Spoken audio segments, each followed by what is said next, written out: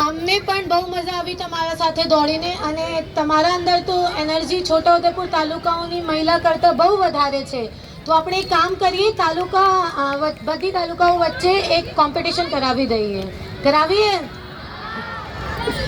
તો આજે આપણા વચ્ચે 7-8 વર્ષની દીકરી થી લઈને 17 વર્ષ 75 વર્ષની મહિલાઓ પણ દોડ લગાવી હતી.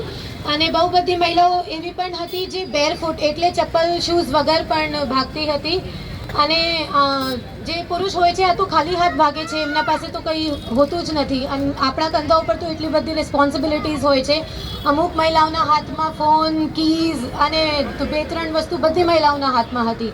તો આ બતાવે છે કે તમે રિસ્પોન્સિબિલિટી સાથે પણ ભાગી શકો છો અને સાડીમાં પણ ભાગી શકો છો.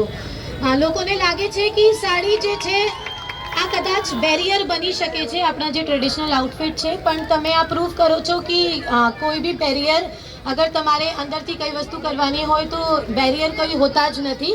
અને તમે લોકો જે પણ ઠાણી લો કે તમે કરવાનું છે આ તમે કરી શકશો.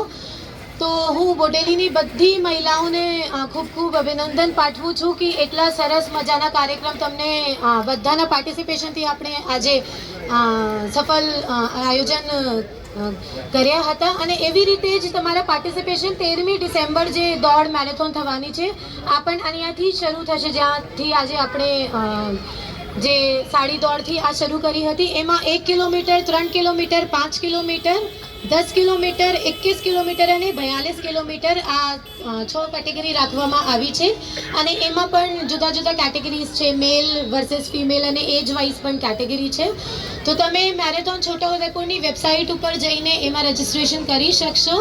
અને હું આશા રાખું છું કે એમાં જે પ્રાઇઝીસ રાખવામાં આવ્યા છે આ બધા છોટાઉદેપુરના જ લોકો લઈને જાય. તો again thank you very much. અને તમારી જે એનર્જી છે એનાથી મને લાગે છે કે 13મી ડિસેમ્બરના પ્રોગ્રામ આપણા બહુ સફળતાપૂર્વક આપણે આયોજન કરી શકીએ. થેન્ક્સ અ લોટ. ખૂબ ખૂબ આભાર.